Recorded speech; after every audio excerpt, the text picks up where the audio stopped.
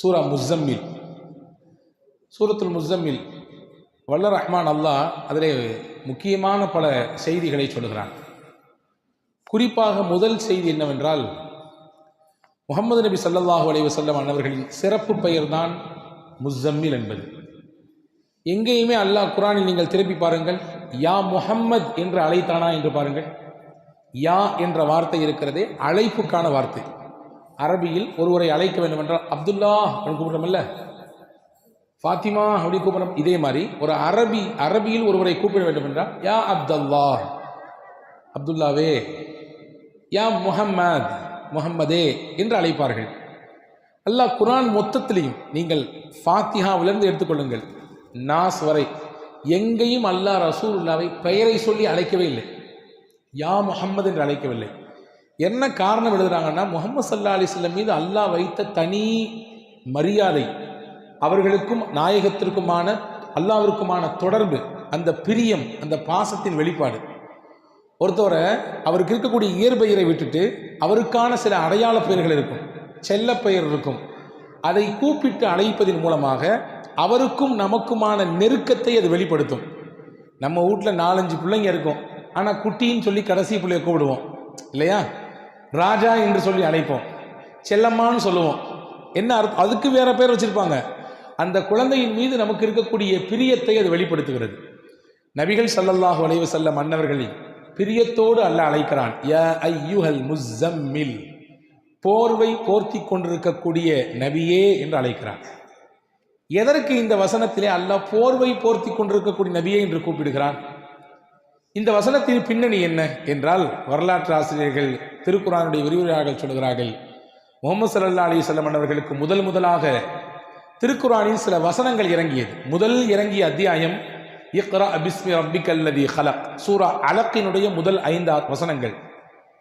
இது ஹிரா குகையில் வைத்து, ஜபலே நூர் என்று சொல்கிறோமே, குர்ஆன் இறங்கிய இடம் இன்றைக்கு மக்காவில் இருக்கிறதே, அந்த குகையில் நபிகள் இருக்கிற பொழுதுதான் ஜிப்ரீல் அலைஹிஸ்ஸலாம் கொண்டு வந்து இறக்குனாங்க, கொடுத்தாங்க. அந்த குகையில வஹியை வாங்குறதுக்கு முன்னாடி சில குறிப்பிட்ட நாட்கள் நபி ஸல்லல்லாஹு அலைஹி வஸல்லம் அவர்கள் தனிமையில் தங்கியிருந்தார்கள். காபாவை அங்கிருந்து அல்லாஹ் எப்படி அந்த குகையினுடைய அமைப்பை அந்த இடத்துல ரசூலுல்லாஹ் தேர்வு செஞ்சாங்கன்னா, அங்கிருந்து பார்த்தா துல்லியமாக காபா தெரியும். காபாவினுடைய வியூ பாயிண்ட் ரொம்ப துல்லியமாக தெரியும். காபாவை பார்த்து கொண்டே அல்லாஹுவை தியானம் செய்து கொண்டிருந்தார்கள் பெருமானார் ஸல்லல்லாஹு அலைஹி வஸல்லம். 40 நாட்களினுடைய அந்த தொடர் தியானத்திற்கு பிறகுதான் நபிகள் ஸல்லல்லாஹு அலைஹி வஸல்லம் அவர்களுக்கு ஜிப்ரீல் அலைஹிஸ்ஸலாம் வந்தாங்க. இன்னும் சில அறிவிப்புகள் இருக்கிறது, நபி ஸல்லல்லாஹு அலைஹி வஸல்லம் நபித்துவம் பெறுவதற்கு 3 வருடத்திற்கு முன்பாகவே அந்த ஜபல் நூருக்கு போயிட்டு வரக்கூடிய அந்த வழக்கத்தை, அடிக்கடி தனிமையில் போய் உட்கார்ந்து திக்ர் செய்வது, அல்லாஹ்வை தனிமையில் ஓர்மைப்படுத்துவது, இதை செய்து கொண்டிருந்தார்கள் என்ற குறிப்பும் இருக்கிறது. சரி, நான் சொல்ல வர செய்தி என்னன்னா, வசனங்கள் முதலில் சில இறங்கி இருக்கிறது. ஜிப்ரீல் அலைஹிஸ்ஸலாமை தன்னுடைய சொந்த உருவத்தில் நபி ஸல்லல்லாஹு அலைஹி வஸல்லம் பார்த்தாங்க. உங்களை மாதிரி என்ன மாதிரி தோற்றம் இல்லை. ஜிப்ரீல் அலைஹிஸ்ஸலாம் அல்லாஹுவின் வஹியை உலகத்தில் இருந்த ஒட்டுமொத்த நபிமார்களுக்கும் இறக்கியவங்க. ஆதம் அலைஹிஸ்ஸலாம் காலத்திலிருந்து கடைசியாக அனுப்பப்பட்ட முஹம்மது ஸல்லல்லாஹு அலைஹி வஸல்லம் காலம் வரை வந்த நபிமார்கள் அனைவர்களுக்கும் வஹியை கொண்டு வந்தது யார் என்றால் ஜிப்ரீல் அலைஹிஸ்ஸலாம் தான். நீங்க சாதாரண நினைக்கிறீங்க, வஹினா ஒரு தபால் மாதிரி தானே, ஒரு செய்தி தானே, ஒரு போஸ்ட் தானே, அதை கொண்டு வந்து கொடுத்துட்டு போயிடுவாங்க. அப்படி இல்லை. அல்லாஹ் சூரத்துல் முஸ்ஸம்மில் இன்ன கௌலன் ஸகீலா என்று அல்லாஹ் சொல்கிறான். கனமிக்க வெயிட்டான வார்த்தை. அந்த வார்த்தை இருக்கிறதே இறைவனின் வார்த்தை ரொம்ப கனமானது. எந்த அளவுக்கு கனம்னா, ஸைத் இப்னு சாபித் ரலியல்லாஹு சொல்றாங்க, ரசூலுல்லாஹ் ஒரு நாள் என்னுடைய மடியில் தலை வைத்து படுத்திருந்தார்கள். அந்த நேரத்தில் அவர்களுக்கு வஹி வந்தது போன்று நபிகள் உணர்ந்தார்கள். மேனியெல்லாம் வேர்த்தது. ரசூல் ஸல்லல்லாஹு அலைஹி வஸல்லம் உடம்பெல்லாம் அப்படி வேர்வை பூத்து நிற்குது. அது மட்டும் இல்லை, நல்லா போய்கிட்டு இருந்த அந்த உறக்கம் திடீரென்று விழித்தார்கள். என் காலு வலிக்கிற வலியை பார்த்தா எனக்கு என்ன பயம் ஏற்பட்டு போச்சுன்னா, நபி ஸல்லல்லாஹு அலைஹி வஸல்லம் தலை இருக்கக்கூடிய அந்த பகுதி, அந்த எலும்பு அப்படி ஒடிஞ்சிருமோன்னு பயப்பட்டேன். உள்ள இருக்கிற எலும்பு சுக்குநூறாக உடைந்து போய்விடுமோ என்று அச்சப்பட்டேன். அந்த அளவுக்கு வெயிட். கொஞ்ச நேரத்துக்கு பின்னாடி எந்திரிச்சாங்க, வேர்வையை தொடச்சாங்க. ஜிப்ரீல் வந்துட்டு போனாரு, சில வசனங்களை கொடுத்துட்டு போனாலும் சொன்னாங்க. என் மேனியில், என்னுடைய உடலில் நாயகத்தின் தலை துண்டு மட்டும்தான் இருந்துச்சு. அதையே என்னால் தாங்கிக்க முடியலன்னா, ரசூலுல்லாஹ் அந்த வஹியை எவ்வளவு தூரம் அதை உள்வாங்குவாங்க, எவ்வளவு கனமாக இருக்கும் அது. அந்த கனமான வார்த்தைகளை கொண்டு வந்து தரக்கூடியவர்கள் தான் ஜிப்ரீல் அலைஹிஸ்ஸலாம். அதனால அவங்க தோற்றமே வித்தியாசமானது. அவர்களின் தோற்றம் எப்படி இருக்கும் ஹதீஸிலே வந்திருக்கிறது. ரசூலுல்லாஹ் உண்மை தோற்றத்தில் பார்த்தார்கள், அவர்களுடைய இயற்கை தோற்றத்தில் வானத்திற்கும் பூமிக்கும் இருந்தார் ஜிப்ரீல். அதை பார்த்துட்டு தான் ஒரு விதமான ஒரு கலக்கம், ஒரு விதமான பதட்டம் நபிக்கு. அப்படியே வந்தார்கள் ஹஸரத் சையதத்துனா ஹதீஜா ரலியல்லாஹு தஆலா அன்ஹா இடத்துல. அப்பதான் சொல்லிக்கிட்டே வந்தாங்க, ஜம்மிலூனி, எனக்கு குளிர் வர்ற மாதிரி இருக்குது, ஜுரம் அடிக்கிற மாதிரி இருக்குது, காய்ச்சல் வர்ற மாதிரி இருக்குது, என்னை போர்த்துங்களேன் அப்படின்னு சொன்னாங்க. ஹதீஸிலே வந்திருக்கிறது. அதற்கு பிறகு ஹஸரத் ஹதீஜா அம்மா முதல்ல அவங்களுக்கு ஆறுதலாக சொன்னாங்க. பொதுவாகவே கணவன்கிட்ட மனைவி சில விஷயங்கள் சொன்னாலும் அல்லது மனைவிட்ட கணவன் 4 வார்த்தை ஏதாவது சொன்னாலும் முதல்ல ஆசுவாசப்படுத்தணும், நிதானத்துக்கு முதல்ல அவரை அடைய வைக்கணும், அந்த அம்மாவை முதல்ல நிதானப்படுத்தணும், அதுக்கு அடுத்து மற்ற விஷயங்கள்லாம் சொல்லிக்கலாம். இந்த அம்மாட்ட வந்து ரசூல் ஸல்லல்லாஹு அலைஹி வஸல்லம் என்னைய போத்துங்களேன், எனக்கு ஒரு மாதிரி இருக்குன்னு சொன்ன உடனே முதல்ல ஹஸரத் ஹதீஜா அம்மா சொன்னாங்க, கல்லா லா யுஹ்ஸிக அல்லாஹு அபதா, நபியே நீங்க பதட்டப்படுற மாதிரி ஒன்றும் நடக்கலை, அல்லாஹ் உங்களை ஒரு காலம் கைவிடவே மாட்டான், உங்களை கைவிட மாட்டான், நீங்க வந்து பதட்டப்பட தேவையில்லை. காரணம் என்னன்னா உங்களிடத்துல நிறைய சிறப்பு தன்மைகள் இருக்கிறது. முக்கியமாக இன்னக்க லதஸிலுர் ரஹிம, உறவை இணைந்து வாழக்கூடியவர்கள் நீங்கள். சொந்தம் வேணும்னு நினைக்கிறீங்க, சொந்தக்காரங்களையெல்லாம் சேர்த்துக்கிறீங்க. ஒன்று வத்தஹ்மீலுல் கல்ல, பிறருடைய சிரமத்தை நீங்க சுமக்கிறீங்க. இன்னைக்கு நம்ம சிரமத்தை நம்ம சுமத்துக்கே பெரிய கஷ்டமா இருக்கு, அதுவே பெரிய பாரமா இருக்கு. ரசூலுல்லாஹை பற்றி நபிகளின் துணைவியார் எந்த அளவுக்கு புரிஞ்சு வச்சிருந்தாங்க பாருங்க. பிறரின் சுமையை உங்க தோள் மேல போட்டு சுமக்கிறீங்க, அதை நீங்க எடுத்துக்கிறீங்க, அதை இன்முகத்தோடு எடுத்துக்கிறீங்க. 2 வத்துக்ரிஜு தைஃப், வீட்டுக்கு விருந்தினர் வந்தால் நீங்கள் உபசரிக்கக்கூடிய உபசரிப்பு என்ன உபசரிப்பு! விருந்தினரை நீங்கள் எவ்வளவு சிறப்பாக கண்ணியப்படுத்துறீங்க. ஒரு முஸ்லீம்னா வரக்கூடிய விருந்தினரை, தன் வீட்டுக்கு வரக்கூடியவர்கள் அவ்வளவு சிறப்பாக உபசரிக்கணும். நினைக்க வேண்டாம் நம்ம சிறப்பாக உபசரிச்சுட்டா நிறைய குறைஞ்சு போயிருமேன்று. ரசூலுல்லாஹ் அந்த புரிதலை மாற்ற சொல்றாங்க. நீங்க நினைக்காதீங்க உங்க வீட்டுக்கு விருந்தாளி வந்தா நம்மள்ட்ட இருக்கக்கூடிய காசு அல்லது சாப்பாட்டில் பெரிய பகுதி காலியாக போகுதுன்னு நினைக்காதீங்க. அவர் வர்றவர் அவருக்கான சாப்பாட்டையும் கொண்டு வர்றாரு, உங்களுக்கான சாப்பாட்டையும் அவர் தான் கொண்டு வர்றாங்க. ரசூலுல்லாஹ் விருந்திலே வரும் பொழுது அவருக்கான சாப்பாட்டையும் கொண்டு வர்றாரு, உங்களுக்கான சாப்பாட்டையும் அவர் தான் கொண்டு வர்றாரு. அப்படின்னா என்ன அர்த்தம்? உங்க வீட்டில் பரக்கத்தை அவர் கொண்டு வர்றாரு. நாங்கள் ரசூலுல்லாஹ் ஸல்லல்லாஹு அலைஹி வஸல்லம் இப்போ இதை சிறப்பாக புரிஞ்சு வச்சிருந்தாங்க. எனவே விருந்தினர்களை சிறப்பாக கவனித்தீர்கள் நீங்கள். 4வது பண்பு சொன்னாங்க, ஒத்துஈனு அலா நவாஇபில் ஹக்கி, சத்தியத்தில் இருக்கக்கூடியவர்களுக்கு, கஷ்டத்தில் இருக்கக்கூடியவர்களுக்கு நீங்கள் உதவி செய்கிறீர்கள், உதவியாளராக இருக்கிறீங்க. இந்த பண்புலாம் உங்கள்கிட்ட இருக்கிறதுனால நபியை உங்களை அல்லாஹ் கைவிட மாட்டான், நீங்க கவலைப்படாதீங்க, வருத்தப்படாதீங்கன்னு சொல்லி ரசூலுல்லாஹ்வை ஆறுதல் படுத்தி தன்னுடைய சொந்தக்காரர் வரக்கத் இப்னு நௌஃபல் இடத்திலே கூட்டி போய் அதுக்கடுத்து என்னென்ன நடந்துச்சு அப்படிங்கிறத வரலாறு நீளமாக சொல்லுகிறது. இங்கே நான் சொல்ல வரக்கூடிய செய்தி, ரசூலுல்லாஹ்வுக்கு பதட்டம் ஏற்பட்டு அப்படி ஒரு விதமான குளிர் ஜுரத்தில் இருந்த பொழுதுதான் அல்லாஹ் சொன்னான், யா அய்யுஹல் முஸம்மில், போர்வை போர்த்தி கொண்டிருக்கக்கூடிய நபியே, என் அன்பு நபியே, கும், நீங்கள் எழுந்திருங்கள், குமில் லைல இல்லா கலீலா, இரவில் ஒரு பகுதியில் எழுந்து என்னை வணங்குங்கள், கொஞ்ச நேரம் அல்லாஹ்விற்காக வேண்டி நீங்கள் எழுந்து வணங்குங்கள் என்று அல்லாஹ் அப்படியே வரிசைப்படுத்தினான். முஸம்மிலை இந்த வார்த்தையை சொல்லி அல்லாஹ் அழைப்பதற்கு இன்னும் சில காரணங்களை எழுதுகிறார்கள். வரலாற்றிலே தஃப்சீரிலே முஃபஸ்ஸீர்கள் எழுதுகிறார்கள், மக்காவினுடைய புறக்கணிப்பு, மக்காவில் பல்வேறு விதமான எதிர்ப்பு, இதெல்லாம் தாக்கு பிடிக்க முடியாமல் ரசூல் ஸல்லல்லாஹு அலைஹி வஸல்லம் ஒரு போர்வையை போத்திட்டு அப்படியே வீட்டுக்குள்ளேயே உட்காந்துட்டாங்க. இவ்வளவு தூரம் நம்ம செஞ்சோம், நல்லது செஞ்சோம், இந்த பயில்களுக்கு கண்ணு திறக்க மாட்டேங்குது, இவங்க இவ்வளவு தூரம் புறக்கணிக்கிறாங்களே, இவ்வளவு தூரம் நம்மளை வந்து அவமானப்படுத்துறாங்களே அப்படின்னு சொல்லி. அப்போ ரசூலுல்லாஹ் சொன்னா, நீங்க அதெல்லாம் பற்றி கவலையப்படாதீங்க, அவங்க புறக்கணிக்கிறாங்க, அவங்க ஏத்துக்கல, அவங்க சொல்ல பேச்சை கேட்க மாட்டேங்கிறாங்க, உங்களை உதாசீனப்படுத்துறாங்க, உங்களை வந்து துன்பப்படுத்துறாங்கன்னு சொல்லி நீங்க முடங்கிறாதீங்க, உங்க வேலையை நீங்க பார்த்துட்டே இருங்க. அவர்கள் செய்யக்கூடிய வேலை காரணமாக நீங்கள் முடங்கிவிட வேண்டாம். நீங்க இபாதத்தின் மூலம் இன்பம் காணுங்கள், என்னை வணங்குவதன் மூலம் இன்பம் காணுங்கள். அல்லாஹ் அவர்களின் விஷயத்தை அவன் பார்த்துக் கொள்வான். நீங்க வாங்க, என் பக்கத்தில் நெருங்கி வாங்க. அல்லாஹ் ஒரு முக்கியமான செய்தி இதில் சொல்றான். மனக்கவலை, சோர்வு, பிறரின் மூலமாக புறக்கணிக்கப்படுதல், நம்ம எவ்வளவுதான் செஞ்சாலும் நம்மளை வந்து யாருமே கண்டுக்காத ஒரு நிலை ஏற்படுதல், இப்படிலாம் நீங்க உணர்ந்தீங்கன்னா வாழ்க்கையில ரொம்ப ஃபீல் பண்ணிட்டு உட்கார்ந்துடாதீங்க. உலகம் யதார்த்தம் அதுதான். என்ன செஞ்சாலும் கடைசியில உலகம் உங்களை தூக்கி தான் எரியும், கடைசியில கையை உதறி தான் விடும். அதை கண்டுலாம் நீங்கள் பார்த்து நீங்கள் டென்ஷன் ஆகிட்டு மனசால ஸ்ட்ரெஸ் ஏற்பட்டு நீங்கள் உட்கார வேண்டாம். இறைவ பக்கம் நீங்கள் வந்து நின்று வணங்குங்கள், தொழுங்கள், இபாதத் செய்யுங்கள்.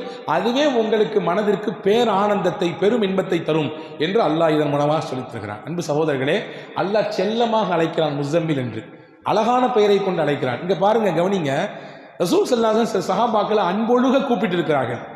அலி ரலியல்லாஹுடைய உண்மையான பேர் அலி. ஆனால் ரசூல்லா அன்பா கூடும்போது சொல்லுவாங்க அபுத்துராப்னு சொல்லுவாங்க, மண்ணின் தந்தைன்னு சொல்லுவாங்க. எதுக்கு சொன்னாங்கன்னா ஒரு பின்னாடி ஒரு பெரிய வரலாறு இருக்குது. அவங்களுக்கும் அவங்க மனைவிக்கு மத்தியில் ஒரு சின்ன வாக்குவாதம், தகராறு ஏற்பட்டு கோச்சிக்கிட்டு வீட்டுக்கு வந்துடுவாங்க. அலி ரலியல்லாஹு இப்போ பள்ளிவாசலுக்கு போயிடுவாங்க. மஸ்ஜித் நபவியில் போய் மண் தரையில் படுத்துருவாங்க, வெறும் உடல். வீட்டுக்கு போன நாயகம் மகள்கிட்ட கேட்பாங்க, எங்கள் வீட்டுக்காரரு ஒரு சின்ன தகராறு, வீட்டை விட்டு வெளியே போயிட்டாரு. ரசூல்லா தேடி போய் அவரை பக்கத்தில் போய் உட்காந்து அவர் மேலே இருந்த மண்ணை ஃபுல்லாக கையால் தொடச்சி விட்டுட்டு அப்போ சொல்லுவாங்க, யா அபத்துரா கும், எந்திரிங்க, மண்ணின் தந்தையே எந்திரிங்கம்பாங்க. ரொம்ப பெரிய விஷயங்கள் இந்த வரலாற்றில் இருக்குது. ரொம்ப பெரிய பெரிய பாடங்கள் நமக்கு இருக்கிறது. மகள்கிட்ட பிரச்சனை நடந்திருக்கு வீட்டில். ரசூல்லா நேரடியாக மக வீட்டுக்கு போயிருக்காங்க.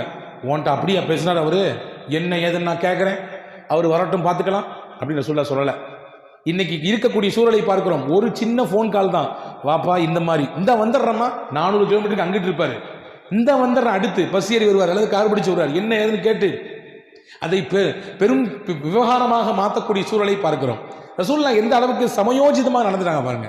போய் நேர போய் உட்காந்து அவர் முதல்ல முதுக தட்டி விடுறாங்க, மண்ணெல்லாம் தட்டி விட்டு, கும் யா அபத்துராப், எந்திரிங்க, ஒன்றும் பிரச்சனை இல்லை வாங்கன்னு சொல்லி கூப்பிட்டு போனாங்க. ஹதீஸ்ல வருது, அலிரலியல்லாஹு சொன்னாங்க, என் பேர் சொந்த பேரை ரசூல்லா கூப்பிடுறதை விட ரசூல்லா வச்ச பேர் எனக்கு அபுத்துராப், செல்ல பேர், அது எனக்கு ரொம்ப பிடிக்கும், எல்லாருமே அந்த பேரை சொல்லி கூப்பிடுங்க ரசூல்லா.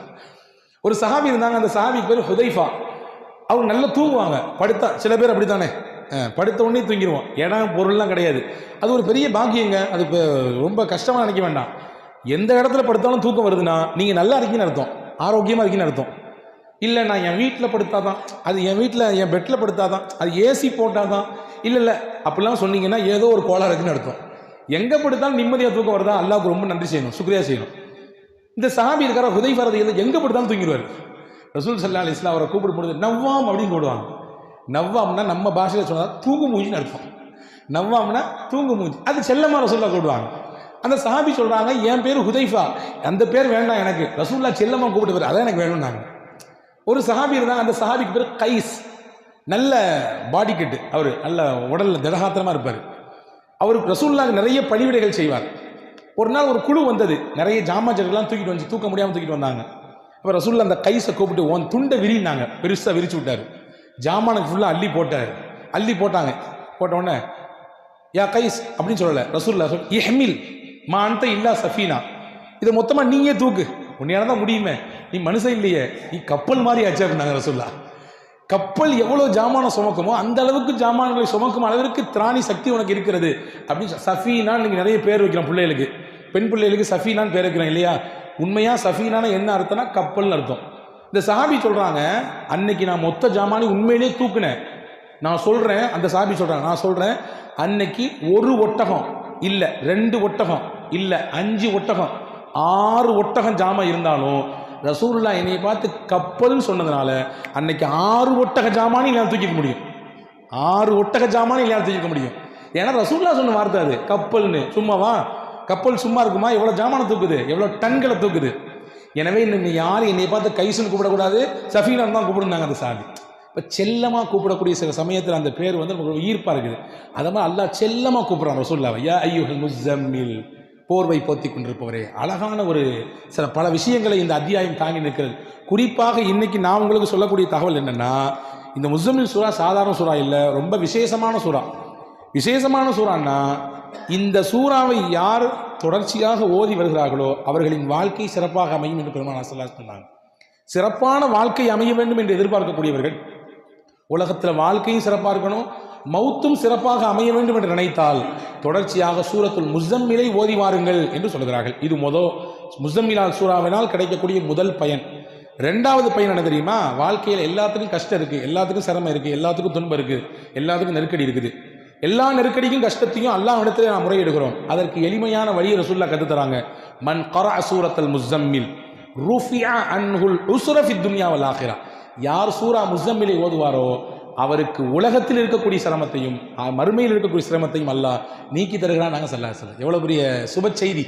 என்ன சிரமமானாலும் சரி, அது உங்கள் குடும்பம், தொழில், நீங்கள் சந்திக்கக்கூடிய சமூகம், உங்கள் பிள்ளைங்க, உங்களை சுற்றி இருக்கக்கூடிய என்ன சிரமம் கஷ்டமானாலும், இன்னும் சில அறிஞர்கள் சொல்கிறார்கள், உங்களுக்கு கண் பாடுகள் மூலமாக அல்லது வேறு யாராவது மூலமாக ஏற்படுத்தப்பட்ட செய்வினையின் மூலமாக ஏற்படக்கூடிய கோளாறு, இதையெல்லாம் கூட முறிக்கும் ஆற்றலை அல்லாஹ் சூரத்துல் முஸம்மிலே வழங்கியிருக்கிறான் என்று சொல்கிறார்கள். இது இரண்டாவது பலன், சூரா முஸம்மினால் அதை ஓதுவதன் மூலமாக. மூன்றாவது முக்கியமான பலன், நினைத்த காரியம் நமக்கு கைகூட வேண்டும் என்று ஆசைப்பட்டால். நம்ம நிறைய நினைப்போம், என் பிஸ்னஸில் நான் ஒரு குறிப்பிட்ட வருஷத்தில் இவ்வளோ தூரம் உயர்தன்னு நினைப்போம், என் பிள்ளையை நான் இந்த மாதிரிலாம் படிக்க வைக்கணும்னு நினைப்பேன் இல்லையா, என்னுடைய குடும்ப அமைப்பை இப்படி மாற்றணும், இந்த லெவலுக்கு உயர்த்தணும்னு நினைப்பேன், என்னுடைய தொழிலை இப்படி என்ன ஆனாலும் சரி, என்ன நல்ல நினைப்பாக இருந்தால், ஹலாலான நினைப்பாக இருந்தால், ஹைரான நினைப்பாக இருந்தால், அந்த நினைப்பு நிறைவேற வேண்டும் என்று ஆசைப்பட்டால், முக்கியமா இந்த உலகத்திலேயே முஹம்மது ஸல்லல்லாஹு அலைஹி வஸல்லம் அன்னவர்களை கனவில் பார்க்க வேண்டும் என்று பிரியம் இருந்தால், யாருக்கு தான் பிரியம் இருக்காது? இருக்கா இல்லைங்க? எல்லாருக்கும் இருக்குது. நபிகளை கனவில் பார்க்க வேண்டும். நபிகளுடைய அடக்க ஸ்தலத்தை பார்க்குறோம், அங்கேயே நம்மளால் நிற்க முடியல, நமக்கு உள்ளமெல்லாம் அப்படி உருகி போயிருது இல்லையா? அந்த பூமானை நம்முடைய கனவிலே கண்குளிர பார்க்க வேண்டும் என்று ஒருவர் ஆசைப்பட்டால், இந்த ரெண்டும் நடக்கணும்னா ஹஸரத் ரசூல் ஸல்லல்லாஹு அலைஹி வஸல்லம் சொன்னாங்க, முஸம்மில் சூராவை தொடர்ச்சியாக ஓதிட்டுவாங்க. டெய்லி ஓதுங்க, ஒரு தடவையாவது ஓதிடுங்க. ஓதினால் இந்த ரெண்டும் நடக்கும், உங்களுடைய நினைத்த காரியமும் கைகூடும்.